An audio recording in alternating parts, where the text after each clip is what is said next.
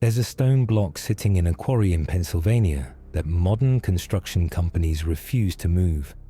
Not because it's too heavy for their equipment. They have cranes rated for 100 tons. This stone weighs 80. They refuse because of what happened the last time someone tried. In 2017, a documentary team hired a construction company to demonstrate how ancient builders moved megalithic stones. The goal was simple: cut a block matching the size and weight of stones found at sites like Baalbek or Sacsayhuaman. Move it 100 meters, lift it 20 feet, position it with the precision we see in ancient structures. They had every advantage the ancients supposedly lacked: hydraulic cranes, computer-controlled positioning systems, laser measurement tools, engineers with decades of experience. And they failed, not partially, completely. The cranes could lift the stone, barely, but they couldn't position it with any precision. Every attempt to lower it into an exact position resulted in the stone shifting, grinding against adjacent blocks, creating gaps and misalignments. After 6 days of attempts, they gave up. The documentary never aired. The stone still sits in that quarry, and the construction company added a clause to their contracts: no megalithic replication projects. I found the internal project report in an industry archive. The chief engineer wrote something that stopped me cold. After documenting all the technical failures, he added a final note: we are missing something fundamental. The ancients either possessed technology we cannot imagine, or they possessed physical capabilities we do not have. I suspect the latter. The stones themselves suggest builders of considerable size and strength. Builders of considerable size and strength. That sentence sent me down a path of research that would take 5 years, cost me professional relationships, and lead to a conclusion most people aren't ready to hear. What if we can't replicate megalithic construction, not because we lack their knowledge, but because we lack their bodies? What if the builders weren't the same species we are?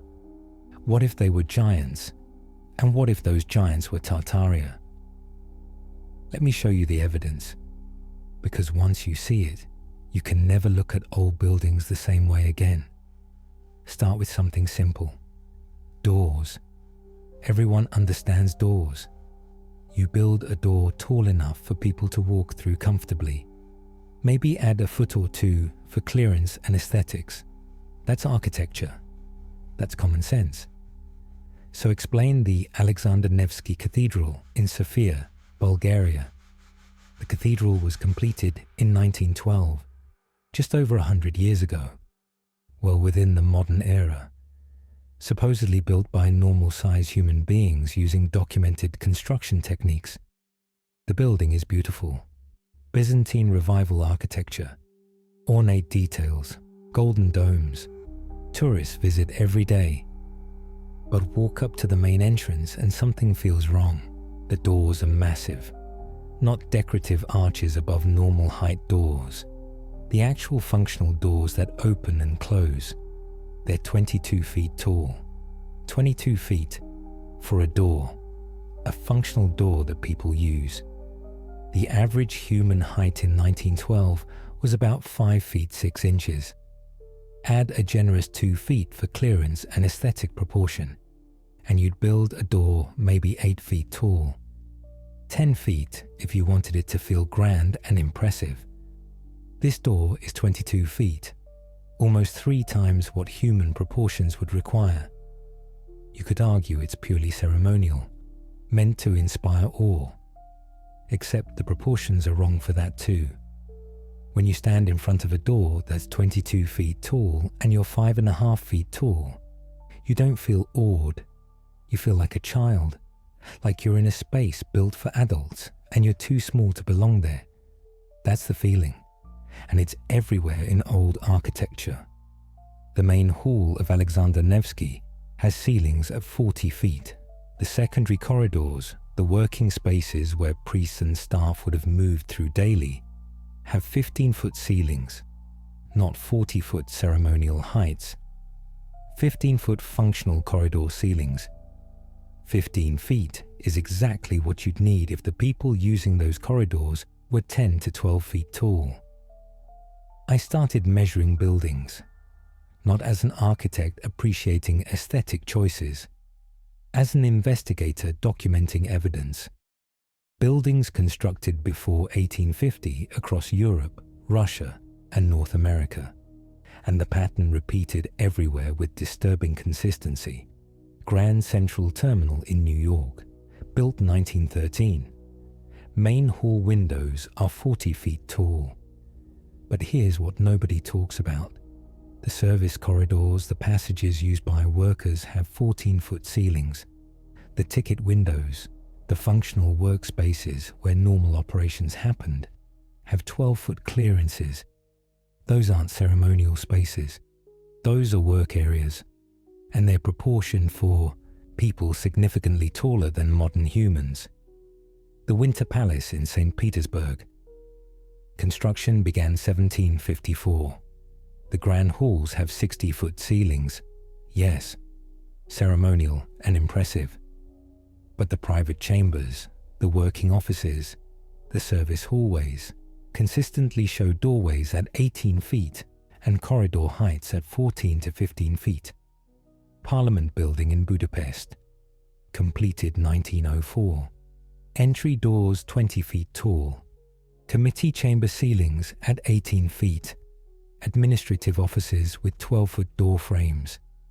These aren't random aesthetic choices. These are functional dimensions repeated across continents and centuries, as if there was a standard, a template, proportions that made sense for the people who actually used these buildings, people who are much, much larger than we are. I found something in an architectural history book that no one seems to want to discuss. Published in 1931 by a historian named Geoffrey Markham, Ibao in Miti Hitkiniti documented what he called the dimensional anomaly of pre-industrial architecture.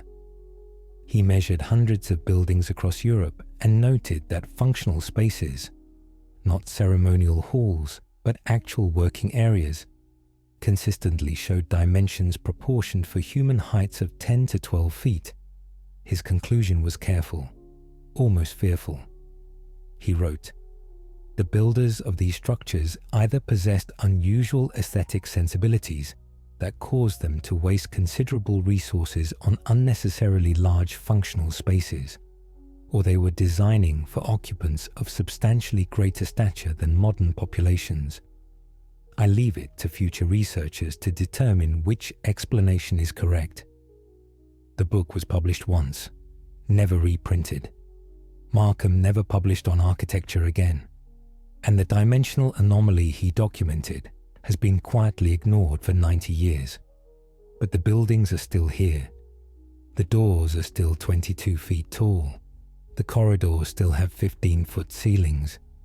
And every single day, normal-sized humans walk through spaces built for giants, never asking why everything is proportioned wrong.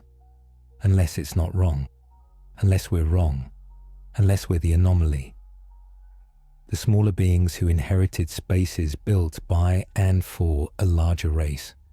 So if buildings before 1850 were proportioned for giants, where are the giants? Where are the bones? Where's the physical evidence that these larger beings actually existed? I found them in hundreds of newspaper reports published across America between 1850 and 1920. Reports that appeared regularly, documented carefully, and then suddenly stopped being published, as if someone had decided the public shouldn't know anymore. I spent 8 months searching digitized newspaper archives, small-town papers, major city publications, scientific journals, regional news, all of them freely available in public databases that anyone can access. I was looking for one specific thing: reports of unusually large human skeletal remains. I found over 500 documented cases. Let me read you a few. Exact quotes from actual newspapers, dates and page numbers included. This is not folklore. This is documented journalism from the period. The New York Times, May 4th, 1856, page 3. Workmen excavating for railway construction near East Wheeling, Ohio, discovered skeletal remains of extraordinary size. The femur bone measured 32 inches in length, suggesting an individual of at least 9 feet in height when living. The skull was of proportions equally remarkable, with a cranial capacity exceeding normal human measurements by significant margin. The remains have been carefully packaged and sent to the Academy of Natural Sciences in Philadelphia for detailed examination and preservation. 9 feet tall, documented, measured, sent to a scientific institution. San Francisco Chronicle, August 12, 1895. Miners working in the Lovelock Cave system in Nevada have made a discovery that challenges conventional understanding of human history in the region. Multiple skeletal remains of individuals estimated between 8 and 10 feet in stature have been uncovered in a deep chamber. Most remarkably, the remains show evidence of red hair still attached to several skulls. The bone structure differs notably from modern human skeletal proportions, with longer limbs and larger joint surfaces. Stone tools and woven baskets found alongside the remains suggest a culture of considerable sophistication. The Smithsonian Institution has been notified and will assume custody of the findings for study. 8 to 10 feet tall, red hair, different skeletal proportions, advanced tools, multiple individuals, all sent to the Smithsonian. Arizona Gazette, April 5th, 1909. The paper ran a front-page story with a headline that's now famous in alternative archaeology circles.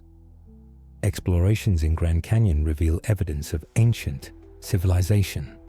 The article described a discovery made by a man named G.E. Kincaid, who claimed to have found a vast underground complex containing artifacts and skeletal remains. The article specifically mentions the unusual size of the remains and states that the Smithsonian Institute has taken control of the site and all findings. The pattern in these reports is consistent and disturbing. Large skeletal remains are found, between 7 and 12 feet tall, often with unusual characteristics: elongated skulls, double rows of teeth, 6 fingers, extra vertebrae, always in North America, usually in the Ohio Valley, Nevada, California, or the Pacific Northwest, always described as being sent to the Smithsonian or other major institutions for examination. And here's what makes this evidence so compelling. These weren't sensationalist tabloids.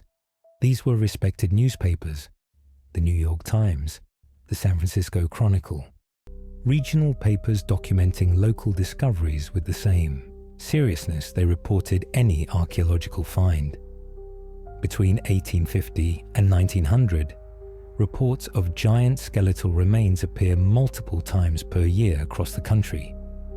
Different states, different papers, different discoverers, but consistent descriptions, consistent measurements, consistent disposition to scientific institutions.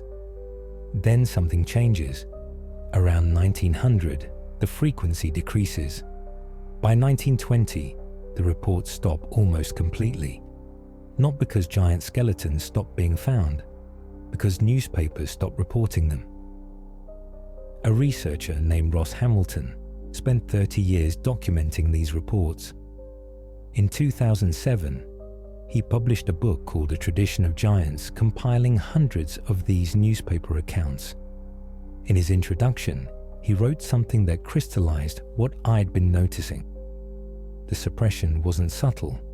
Editors received directives from major publishers. The Smithsonian issued official positions classifying such reports as errors or misidentifications. Academic institutions created policies discouraging discussion of anomalous skeletal finds. What was once front-page news became a forbidden topic within 2 decades. The evidence didn't disappear. The willingness to acknowledge it did. The evidence didn't disappear. It just went somewhere the public couldn't access it anymore. So I went looking for where it went. In 2019, I filed a Freedom of Information Act request with the Smithsonian Institution. Very specific, very detailed. I wanted records of skeletal remains accessioned between 1850 and 1920, matching the descriptions in the newspaper reports I'd documented. Archaeological acquisition records, storage locations, measurements, any existing physical remains. The Smithsonian has a legal obligation to respond to FOIA requests within a certain time frame. It took them 11 months. The response, when it finally came, was a masterpiece of bureaucratic evasion. 3 pages of carefully worded nothing. But let me read you the key passage, because the language is important. The Smithsonian Institution has conducted a thorough search of records relating to your request. We have no records specifically matching the descriptions provided. Skeletal remains acquired during the period in question were processed according to protocol standard for that era, which did not include detailed dimensional documentation beyond basic cataloguing requirements. No remains matching the specific unusual characteristics described, such as excessive height or anomalous skeletal features, are currently housed in our collections or are documented in our accessible archives.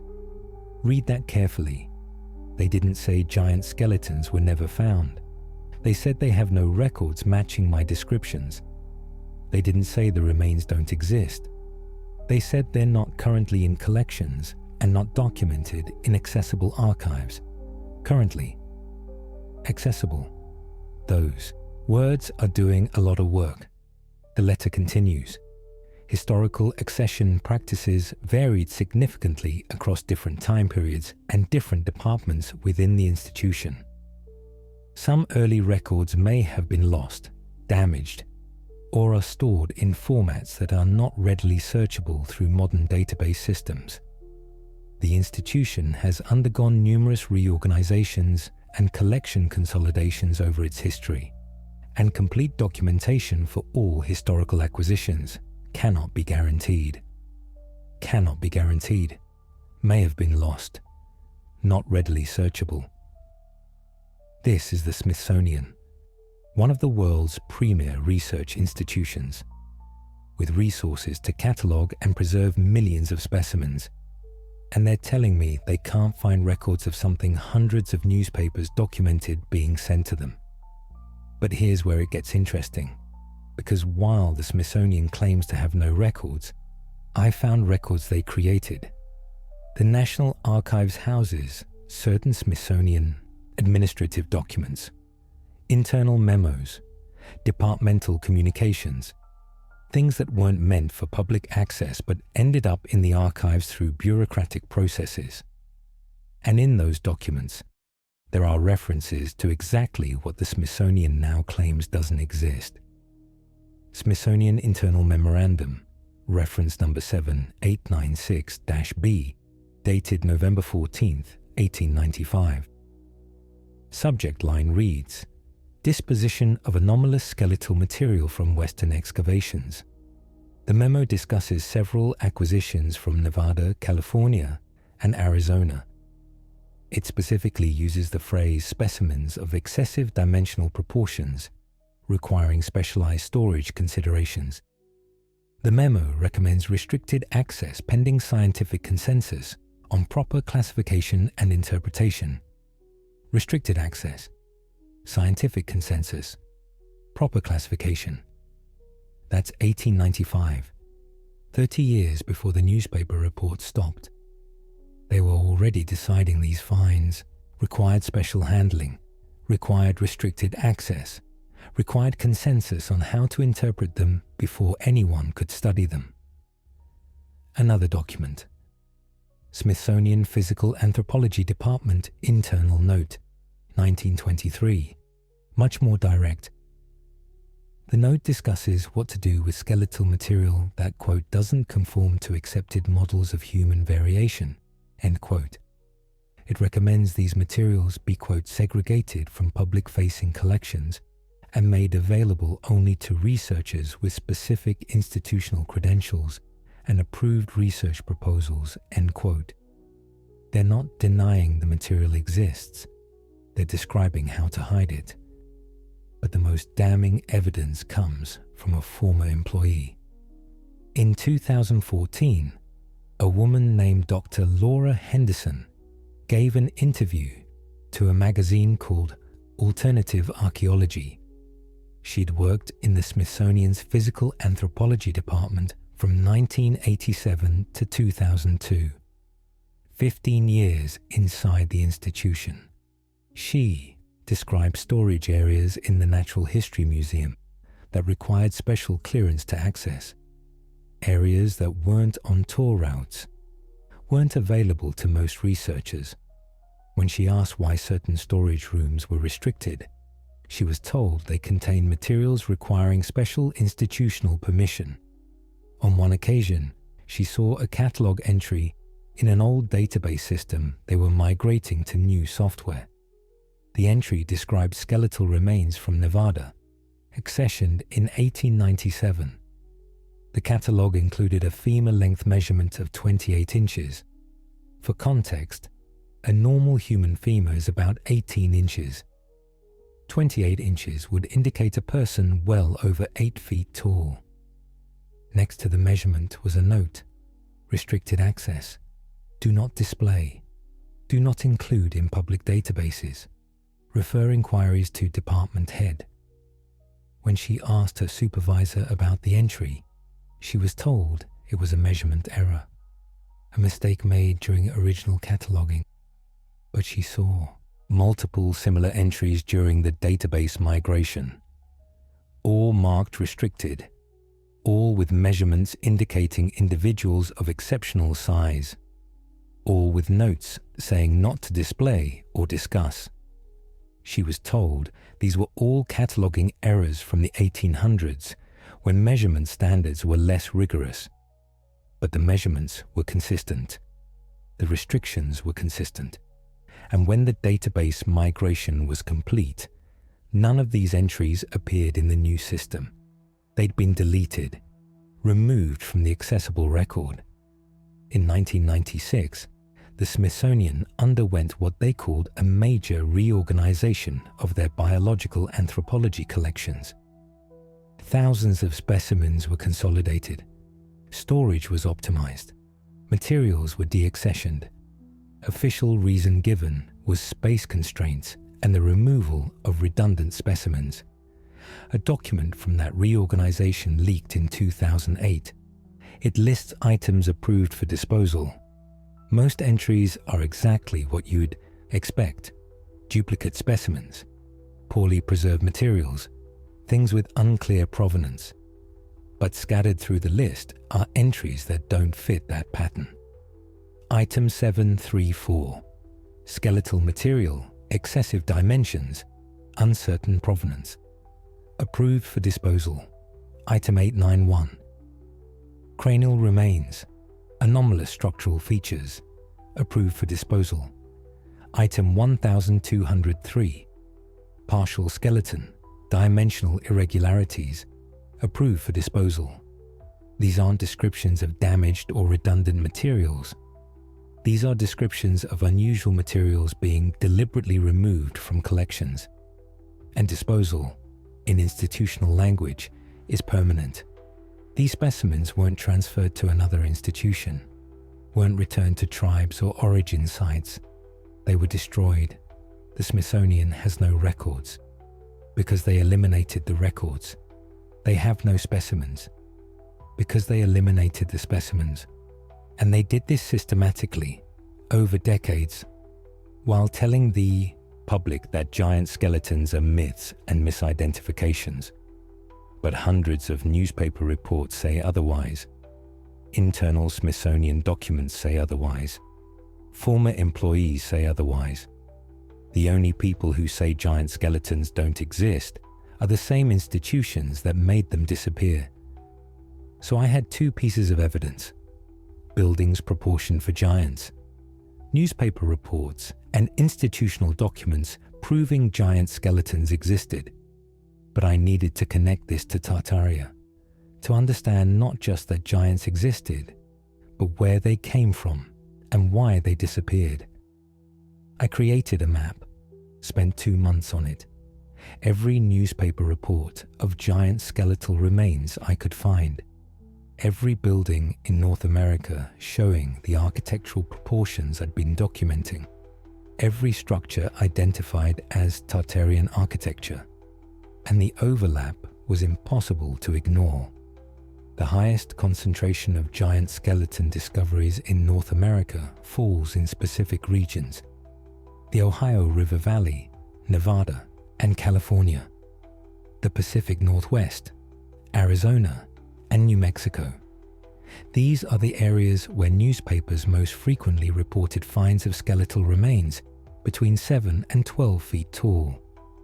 The highest concentration of buildings with giant proportioned architecture in North America, structures with 20-foot doors and 15-foot ceilings, falls in the exact same regions: San Francisco, Salt Lake City, Denver, Chicago, major cities in the Ohio Valley. These are also the exact regions that old maps from the 17 and 1800s show as the western extent of Tartarian influence. Maps that label huge portions of North America as Tartarian territory, before that designation mysteriously disappears from cartography after 1850. The same pattern appears in Europe and Asia. Buildings with giant proportions concentrate in Russia, Eastern Europe, Central Asia, and the Ottoman territories. The exact regions historical maps identify as Tartaria. It's not random, it's not coincidence. The architecture, the skeletal evidence, and the historical maps all point to the same thing. Tartaria wasn't just a civilization, it was a civilization of giants. That's why the buildings are proportioned the way they are. Not aesthetic choice, not ceremonial grandeur, functional necessity. The doors are 20 feet tall because the people who used them needed 20-foot doors. The ceilings are 15 feet because people 12 feet tall need 15-foot ceilings. That's why megalithic construction was possible. Not because they had anti-gravity technology or crystalline energy tools, or any of the more exotic theories. Because they had bodies capable of the work. Arms strong enough to move multi-ton stones. Hands large enough to grip and position blocks with precision. Height enough to work at scales that seem impossible to us. We can't replicate their construction because we can't replicate their bodies. But here's the question that kept me awake. If Tartaria was a global civilization of giants that existed well into the 1800s, where did they go? Why don't we see them anymore? Why did their architecture stop being built? Why did newspaper reports of their remains stop appearing? The answer is in the timeline, and it's darker than you might imagine. The last buildings with giant proportioned architecture were constructed around 1850. After that date, new construction shifts abruptly. Doors become normal height. Ceilings lower to 8 or 9 feet. The proportions change completely within a single generation. Newspaper reports of giant skeletal remains appear regularly from 1850 to 1900, then decrease rapidly and stop by 1920, 70 years. From common enough to report regularly to completely absent from the historical record. Maps stop labeling territories as Tartaria around 1850. The name disappears from cartography. The empire vanishes from official history. And all of this happens right after 1812. I've documented in other research the evidence for catastrophic events in 1812. The global fires, the nuclear signatures in geological layers, the simultaneous destruction of major cities, the climate anomalies, the year without a summer in 1816, the massive social upheavals. What if 1812 wasn't just the destruction of Tartarian infrastructure? What if it was genocide, the deliberate extermination of a race? Think about the evidence. Massive fires consuming cities globally in 1812, nuclear-level heat signatures, destruction concentrated in areas we now know were Tartarian territories, and immediately after, architectural proportions change. Giant-sized buildings stop being constructed, as if the people who needed them were suddenly gone. But some survived, had to have survived, because newspapers keep finding their remains for another 100 years. Giants who escaped the initial destruction, who lived in hiding, who died and were buried by smaller humans who didn't understand what they'd found. And those remains kept appearing until the early 1900s, when institutions like the Smithsonian began systematically collecting and hiding them, not preserving them for study, hiding them to erase the evidence. Because here's what no one wants to admit. The giants weren't just bigger. They represented everything the modern control system couldn't tolerate. You cannot enslave a being 12 feet tall and proportionally stronger than you. You cannot force giants into factory work. You cannot make them economically dependent when they can build their own shelters with their hands, move stones we need machinery to lift, construct infrastructure we can barely maintain. Tartarian giants, with their advanced architecture and their atmospheric energy systems and their contribution-based economy, represented a permanent threat. A population that couldn't be controlled through the mechanisms that work on smaller, weaker humans. So they weren't just defeated, they were exterminated, systematically, globally. The initial destruction in 1812, then hunting down survivors over the next century, collecting their remains when they were found, burying the evidence in institutional basements, stopping newspapers from reporting discoveries, creating academic policies that classified discussion of giants as pseudoscience, and replacing them, repopulating the territories with smaller humans. Humans who would look at 20-foot doors and think it was just grand architecture. Humans who would need banks and wages and control systems. Humans who could be managed. The orphan trains. The incubator baby exhibits at world's fairs. The massive immigration waves of the late 1800s, all happening right after the giants disappeared. Repopulation, replacement. We're not the original inhabitants of this world. We're what came after, the smaller, weaker, more controllable version. Living in buildings sized for the race we replaced. Walking through doors built for people twice our height. And we've been taught not to ask why everything feels slightly too large. Because asking leads to realizing we're not the originals, we're the replacements. Let me show you what we lost in the clearest possible way. The giants, the Tartarian builders, could move 80-ton stones with their hands. We need cranes and still fail to position them accurately. They built structures that have stood for centuries without maintenance. We build structures that crumble within decades. They created megalithic works of such precision that we cannot replicate them with computer-controlled equipment. We create approximations that look crude by comparison. They organize societies around contribution and collective provision. We organized around debt and wage slavery. They built architecture of transcendent beauty and permanent durability. We build strip malls that need renovation every 20 years. They stood 12 feet tall with the strength to match. We stand 6 feet tall and call ourselves the pinnacle of evolution. They powered their cities with atmospheric energy that required no fuel. We burn fossil fuels and pay corporations for every watt. They were free. We are controlled, and that's exactly why they had to die. Because freedom at that scale, with that capability, cannot be tolerated by systems built on creating dependency and scarcity.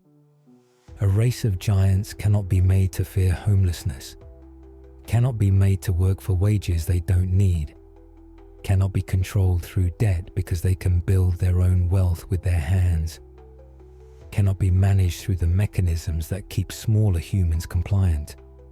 So they were burned in 1812, hunted through the 1800s, their remains collected and hidden, their architecture relabeled as human achievement, their history erased so completely that we now think we built the world they left behind. But the evidence remains, in doors too tall for us to reach, in stones too heavy for us to move, in newspaper reports they couldn't fully suppress, in Smithsonian documents admitting what they officially deny, in buildings that whisper the truth if you know how to listen. We are not the builders. We are not the originals. We are what's left after the giants were exterminated, living in their world, using their buildings, claiming their achievements, and forgetting we ever shared this planet with a race that was everything we're told is impossible. 12 feet tall, strong enough to move megalithic stones, advanced enough to build atmospheric energy systems, free enough to be ungovernable. And that combination could not be allowed to survive, so they didn't. The Tartarian giants are gone. Their buildings remain. Their skeletons sit in restricted Smithsonian storage rooms. Their story is labeled as myth and conspiracy. And we, the smaller humans who replace them, are told we're the apex of creation. But every 20-foot door tells a different story. Every newspaper report proves otherwise. Every failed attempt to recreate their construction confirms it. We can't lift the stones they moved, not because we lack their tools, because we lack their bodies. We're not them. We're what came after they were killed. And we've been taught to be proud of our limitations, to celebrate our weakness as progress, to never ask why the world we live in was built for people twice our size. Because asking that question leads to the truth, that giants were real, that Tartaria was their civilization, and that they were exterminated not because they were primitive, but because they were superior. And superiority, true superiority, cannot be tolerated by those who rule through creating and maintaining inferiority. The giants are gone, but their buildings remain, standing as testimony, as evidence, as proof that we're not what we think we are. We're the remnants, living in the ruins of giants, and the doors are still 22 feet tall.